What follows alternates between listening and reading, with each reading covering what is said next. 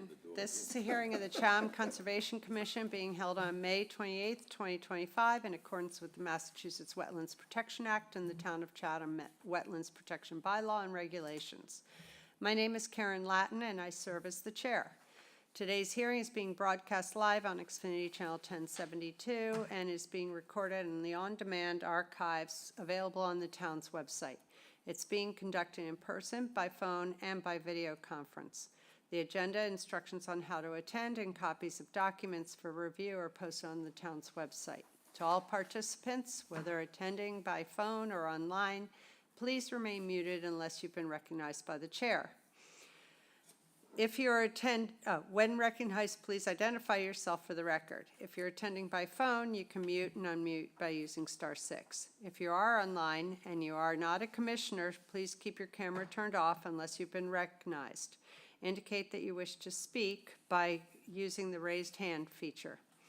So that we have a record of a quorum, I will now ask each commissioner to indicate their presence. Vice Chair Elise Gordon is not here.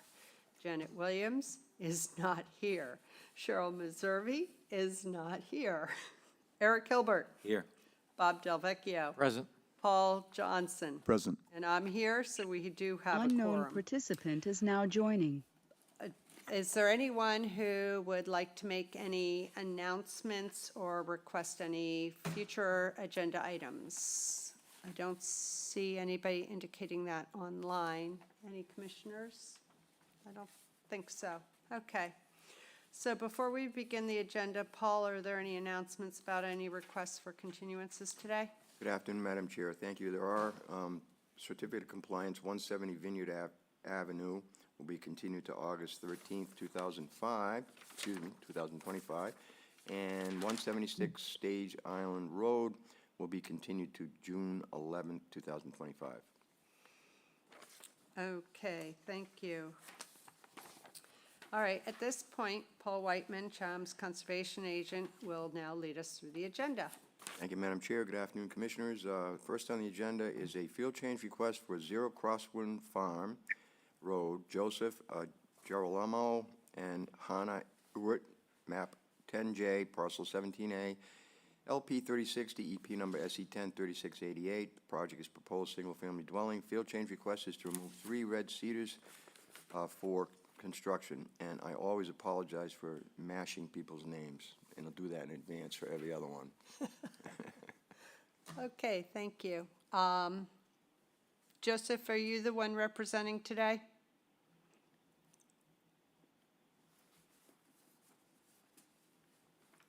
Not hearing you yet. You're muted. Can you hear me? Yes. I apologize, I'm on my phone. Yes, I can represent myself. Okay. I'm Joseph Girolamo. If you just give us a little background as to what's going on. So when Catherine Ricks came out to do the pre-construction meeting, we were going over everything with the contractor, and we found right between 2 of the cedars that had been marked for removal, there were a couple of smaller ones. And apparently our contractor was told by the surveyors that they didn't have to include those because they were less than 6 inches in diameter, but they definitely have to come out because they're right between 2 slightly larger cedars. So we just wanted to have them included and ask if we could include those with the removed trees. Okay, and I'm trying to see, they're within the 100-foot, correct? It looks like. You know, I don't have the plan in front of me. I Well- apologize, but I know they're at least in the ACEC. Oh, they're in the ACEC. That's right. Yes, no, they're outside the 100. Yeah, okay. So do you plan on putting any more trees in because of those trees coming out? Yeah, that would be my intention. Yeah, Okay. I can just bulk up whatever else is on the approved plan. I can add 3 more of I think we have mostly oaks and cedars already. Right, and I think what we could do is just pending approval from our agent, at which point you're ready to do it. Any commissioners have any questions, comments about this one? No, okay. Then I think we can go to a motion. I move that we approve the field change request for Zero Crosswind Farm as modified. Second. Okay. Paul? Aye. Eric? Aye. Bob? Aye. And I say aye. So you're all set. Thank you.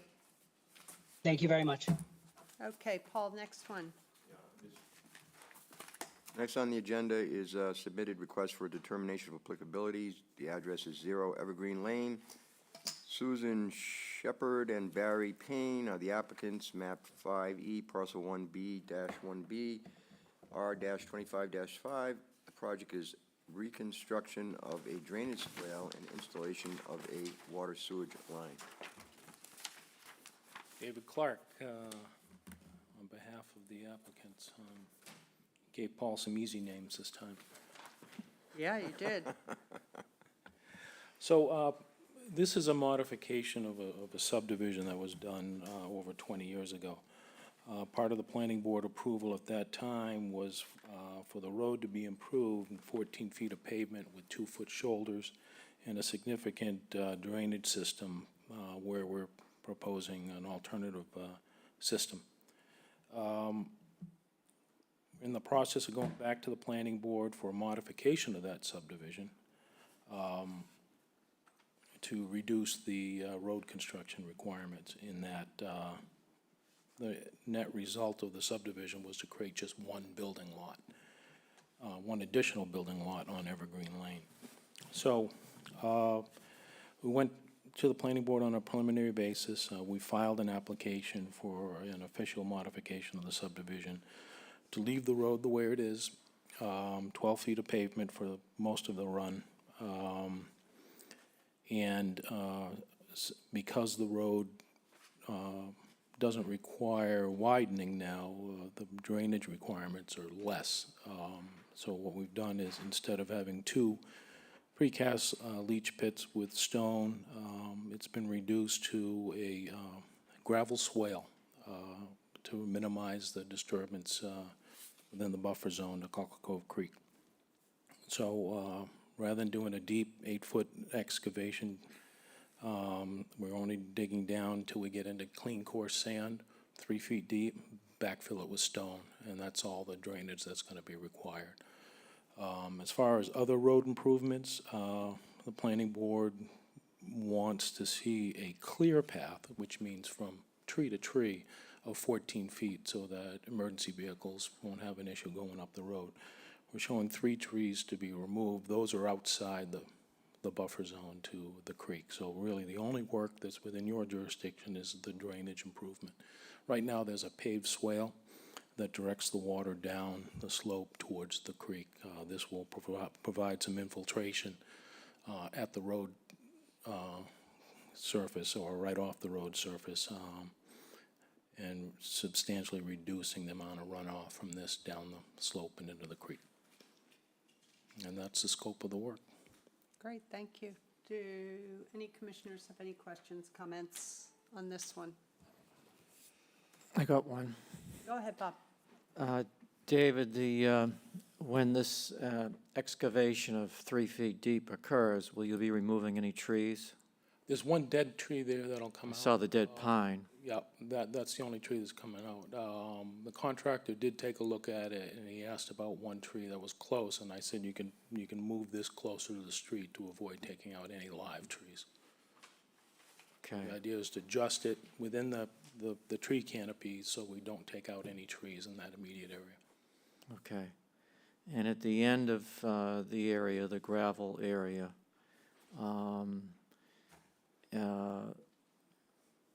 can you add any shrubs or anything to catch any of that water, to absorb some of the water? Or is that necessary? It's not necessary because we can contain the 25-year storm event, and under the state's stormwater policy, we don't need to control the 100-year storm event because this is directly abuts land subject to coastal storm flowage. So any runoff from the 100-year storm has no impact on the resource area because it's already going to be flooded. Okay. All right, thank you. Anything else? Okay, yes, I see. If you'd come up to the podium and identify yourself, please.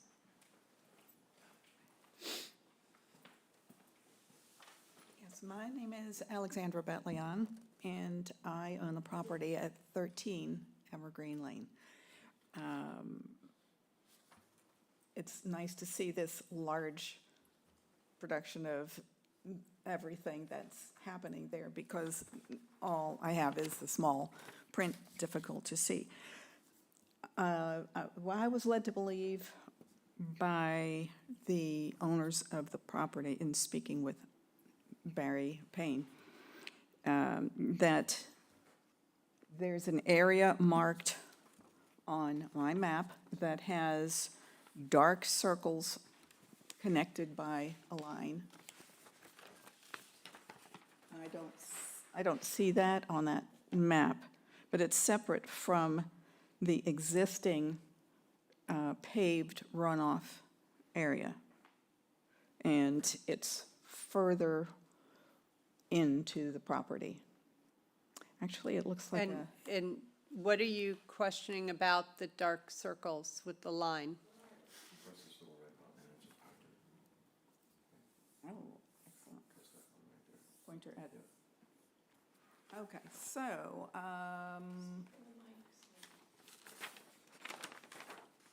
I guess somewhere in here, is this the paved area? Yes. Yes, okay. And then on my map, I see these indications here that there is going to be some kind of a runoff across here over to the other side. This is my driveway. This is my home here. Right. Driveway comes down, and right on the edge of it is just where it's no longer my property, but it comes across the little grassy area between trees over and across Evergreen Lane, which is parallel to my driveway, and then runs off down the other side. So I'm just trying to understand what you had just said a moment ago regarding this possibly being sufficient to collect all the runoff. I don't know if this is still going to happen, if it's going to come from this side and go across the grassy area. Yes, so what she has is a plan that we did a few months ago in anticipation of the planning board requiring the 14 feet of pavement, and looking at an option is to try to get some of the drainage outside of the buffer to the Okay. road. So that plan is not going forward. Okay. So we're not doing the extensive drainage. What was proposed before would probably require a half dozen more trees to come out. Right. And a very large drainage system. So with the pavement reduction, the planning board's gonna allow the much smaller drainage area to go in. And to stay as is for now, or will that be No, enhanced? as soon as we get permission from conservation, they're gonna construct it. Okay. As for the trees coming out, I can find Well, where I the am again. This Trees are tree is not gone? in our jurisdiction. Okay. They're all, So, 3 trees are gone that, already. right, but that's not our jurisdiction, correct? Correct. So that part we can't address. That you could address with David, you can address it with whoever, but that's outside of our scope. Okay. All right, well, that's all I wanted to discuss regarding the drainage and that Okay. situation. And are you now satisfied with what's going on, that you have an older plan and Yeah. this is a This bit is the better? plan that was sent to the abutters who wanted to look at what was going on. Maybe when they were going to planning board? Actually, this just came to Oh. me early in Okay. May, early this month. But we wouldn't have sent the plan with our No. notice. You normally, it a just notice. tells So you that where might to have come find from- it. Oh, this probably came from Barry Payne. Yeah, he sent the wrong plan. Okay. All right, He's trying to be helpful. yes, definitely. Okay, and just mixed you up, so. yes, well, I've been walking So there. you can tell Barry, thanks Yeah, a lot. Thanks so much. So I have a question, and you can direct me to. Okay. I must address this issue. On the map that I have, and it is right here, this is the electrical line that services 26 Evergreen, 36 Evergreen, 50 Evergreen, and it will also, I'm assuming, address 0 Evergreen, the property that is for sale, or under agreement, or wherever that is right now. This runs right across in front of my house, on my property, and right in this area, the lines have increased over the years. Okay, again, it is out of our jurisdiction. And all I wanted C. to do was to find out who I should address that to, because it's low lines, they're down at my knees. Well, it's electric company. If it's your electrical utilities, I would contact electric company, but maybe David, I've done that. you? They're private lines, so. Oh, they are. Any repairs or alterations of it is a responsibility of everybody that's in the subdivision. That's interesting, okay.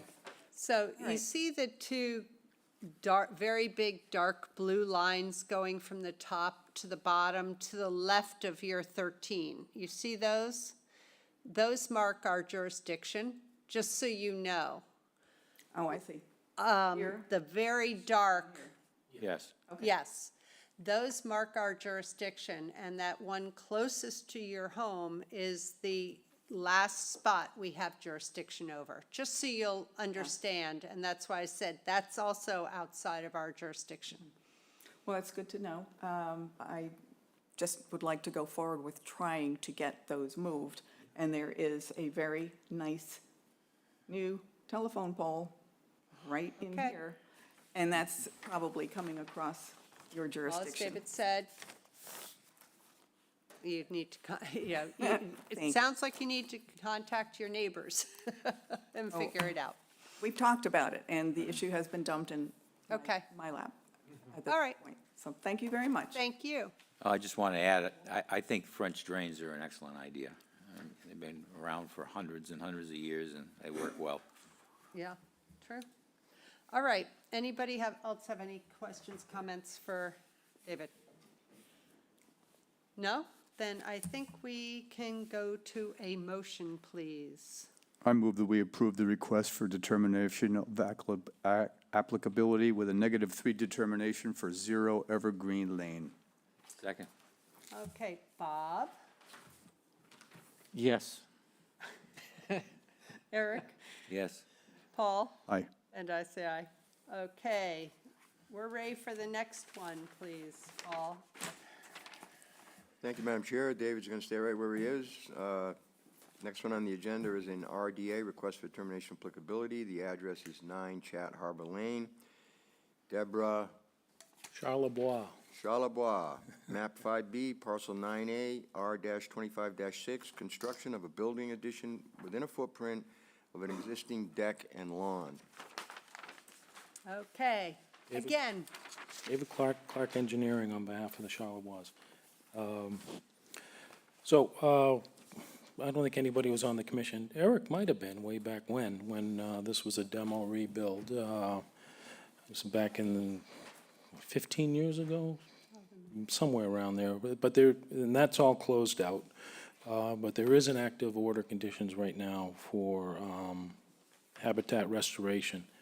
And there's, I think, one more year to go on the monitoring on that before we close that one out. But in the meantime, the Charlebois want to put a small addition on. All but 13 square feet of that addition is over the existing deck. And a very, very small portion of that is within the no disturb zone. But again, all the work is pretty much under the existing deck. They would remove the deck, dig the frost wall for the new foundation and then backfill it. There really isn't any native vegetation that's going to be lost on this. But nonetheless, we are providing mitigation. We're basically adding the same plant material to the existing restoration area to the south of the house. So that'll increase that, that buffers area proportionately to what we're asking for. The resource areas, I think back when we first did this project, we were under the old floodplain, so much more of the property was not within your jurisdiction. In fact, I think the floodplain was further down the bank where it wasn't a coastal bank. But now that the floodplain's increased, it's moved up into an area that's steeper than 10 to 1 in slope, so the floodplain is one and the same as the coastal bank. And that's the 50-foot buffer, where a very small portion of this project is within. I don't see how this project has any significant impacts to the interests protected by the Act. I think it rises to the level where the commission could issue a negative determination. Okay, thank you. Commissioners, any questions, comments? I have one. Yep. In thinking about this last night, because what's under the deck? Is it, I forgot to look, is it gravel or? It probably started off as gravel, but because it's so far under the deck. Yeah. And up against the house, I don't think there's anything much there Okay. now. But when you do, I mean, right now it's pervious. Yeah. Obviously, water can seep in. And you're putting in a foundation, so now that's impervious. Why is it just 13 square feet and not the entire addition of 98? For mitigation? Well, yeah, saying what's proposed versus what exists, because water can't get through the foundation, I would hope. I mean, we can add a leach pit, a dry well for that addition. Oh, God. No, There were- it's more I don't think of, you would need a dry well. I just was trying to understand why it's only 13 square feet and not the entire addition, since it's now impervious. We don't figure mitigation that way. It's either green space or hardscape structure. True, And, okay. I mean, we can't, I mean, if the commissioners feel that more mitigation is appropriate, we're already over the 13 square feet by a factor of a little Yeah. more than 3. And that addition is 111 square feet. I mean, How does everybody feel about it? I just, all of a sudden, I was thinking about it. I mean, I think this is. It's within a, Yeah, I know. It's within a structure. Exactly. But I just wanted to make sure we do due diligence and. Yeah, I think additional mitigation would be required. Maybe double it? You could put bushes in between the bushes where they were done the last time, I guess. There's not a well, lot of room left for there mitigation. was no obligation to do the restoration project under the open order, so I know you don't have a policy for banking mitigation, No. which is a shame because there's quite a Yeah. bit of mitigation that was, well, restoration that was done. And at the time, they had no idea they were planning this addition, Right. so. I mean, there's clethra on the outside edge. So you could add to that Yeah, but planting there. the planting list that I came up with came off of a proportional to the planting list that was provided for the restoration. So if there's plethora there that was not on the list, but obviously that's an acceptable native plantings. But I think maybe if you could just add a little more mitigation. I mean, I think this is approvable. It's just, I'd like to know what the agent thinks about this. yeah, It's a minimal impact, if any. I did send an email out to Me. Jared, sort of doing the regulatory analysis, but I agree with Commissioner Hilbert and Dave that this is minimal, and it can be mitigated, and we can issue a -3 on it. The other alternative is a full notice of intent, because he did file a variance No. request. You're in the 50, so he filed a variance request, which he should have. But we can issue a -3 determination, I think. But it's not my decision, it's yours. I think if you just added some yeah, I don't some mind. more plethora, and then, I think, We're at 45 square feet. I don't mind doubling that to 90 just to Okay. move this along. all right. How does everybody feel? Anything else? Feel great. I'm very worried, Eric. All right, then I think as modified, we could have a motion. I move that we approve the request for a determination of applicability with a -3 determination with mitigation for 9 Chat Harbor Lane as modified. Second. Okay. Thank you Paul, very much. Oh. Aye. Eric, Aye. Bob, Aye. and I say aye. Okay, thanks, David. Okay, Paul, next one. Thank you, Madam Chair. Next on the agenda is another request for determination of applicability. The address is 50 Mill Pond Lane. Unknown Doherty, participant map is now exiting. Oh, good.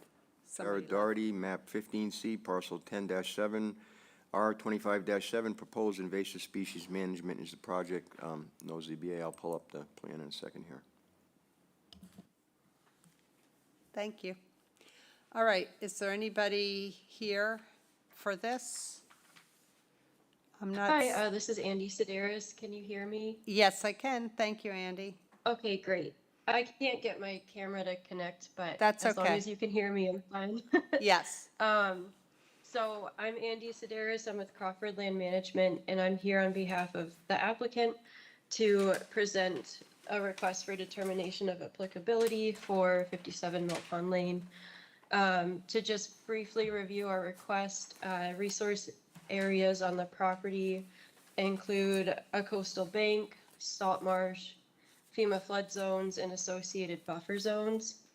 The purpose of this RDA is to allow for continued management of invasive species, specifically the Japanese knotweed that continues to establish from an abutting property along the coastal bank and within some upland areas that are outside of your jurisdiction.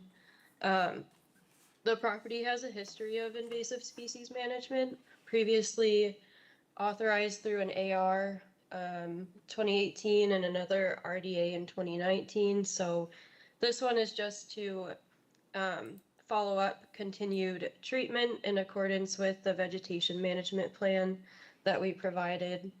Currently, only about 10% of the areas shown on the plan require active treatment.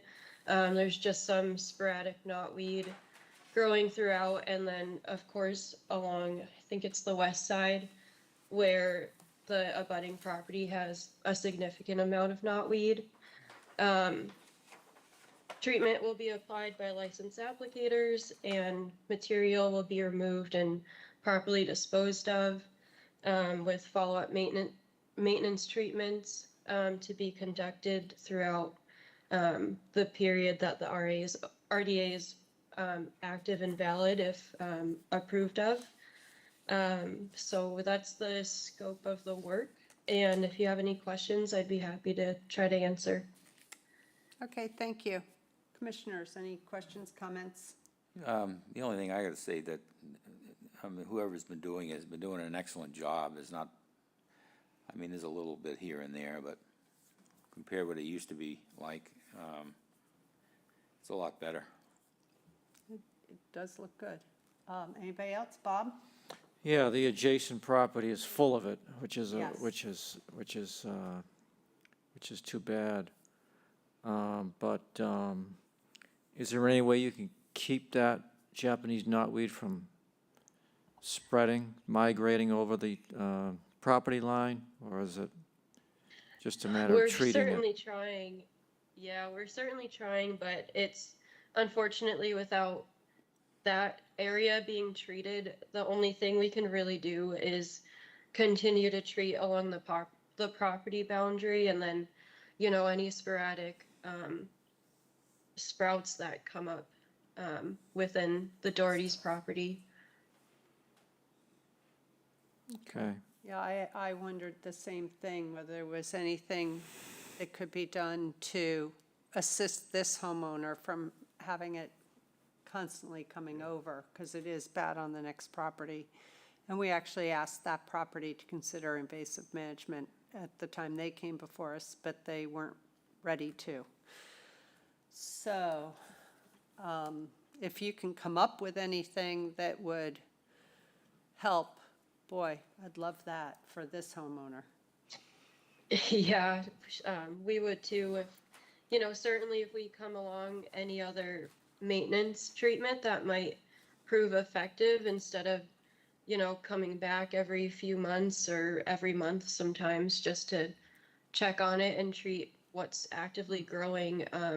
We can certainly come back to the commission and propose a different management strategy. If you come up with one, you'll be doing good. We'll love it. One time I had a customer that we put 2 foot of steel edging into the ground. And They it were didn't willing to work? pay for it. Yeah, no, the roots just went underneath the 2 feet and Shoot. back up again. Yeah, I was trying to The figure only out thing you can do something, is but treat it. That, the Japanese, not Japanese, but the red cedar at the end of that screen is like half dead. One side of it's dead anyway. Were you thinking of replacing that or adding to that screen planting? Yeah, the homeowner, and I believe this is outside of jurisdiction, but the infestation is so vast and great that it is killing, those cedars along their property line.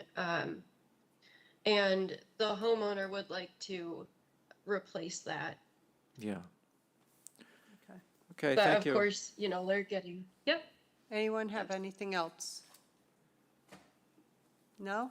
Okay, then I think we can have a motion.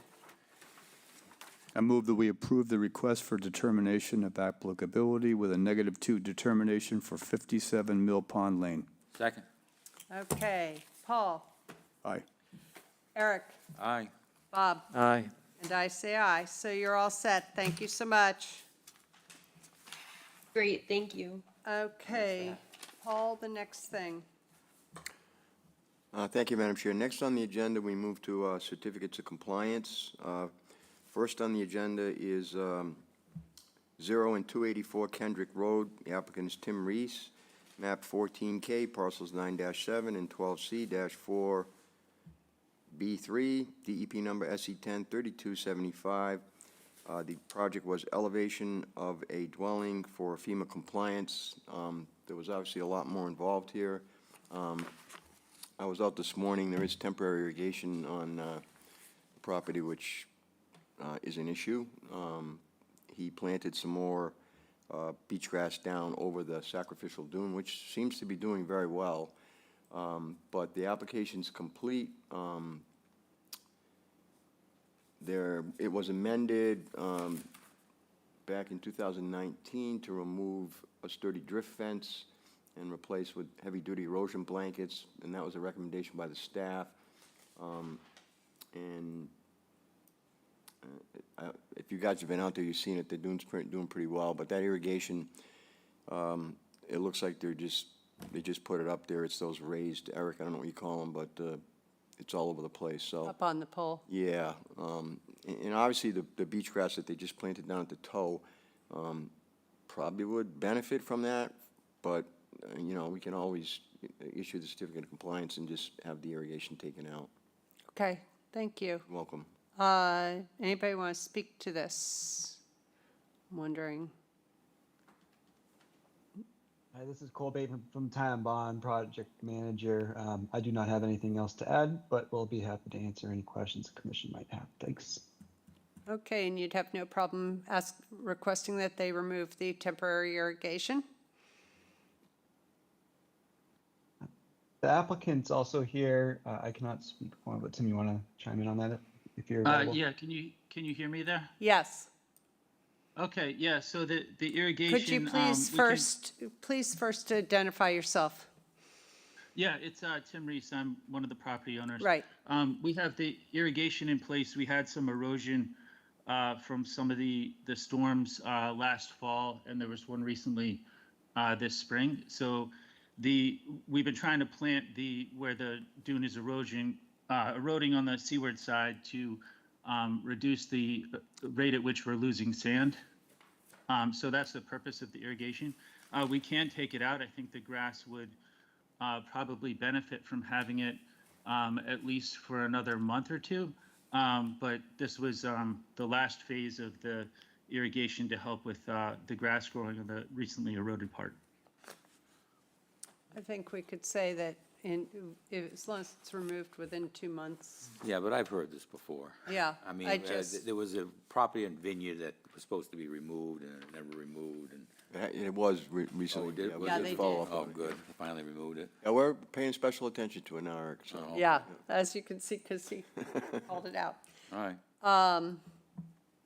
I think we could approve this, but also put down ongoing condition that no temporary irrigation. And actually, because we're in a drought and we're not supposed to be watering, might be better to hand water it. Anybody else have anything? so, put down a certain amount of days, or 2 months, Yeah, or 60 2 months. days, and put it on paper, Yeah, we'll give you 60 days to keep it, and then it needs to be removed. Okay, that's understood. Okay, then I think we can have a motion. I move that we approve the certificate of compliance for 0 and 284 Kendrick Road as modified. Second, Okay, Bob, Aye. Eric, aye. Paul, Aye. and I say aye. Okay, thank you. Okay, Paul, the next one. Next one on the agenda, Madam Chair, is another certificate of compliance request. This won't be continued. It's 170 Vineyard Avenue, David Briggs, map 10D, parcel 4-D11. Wait a minute.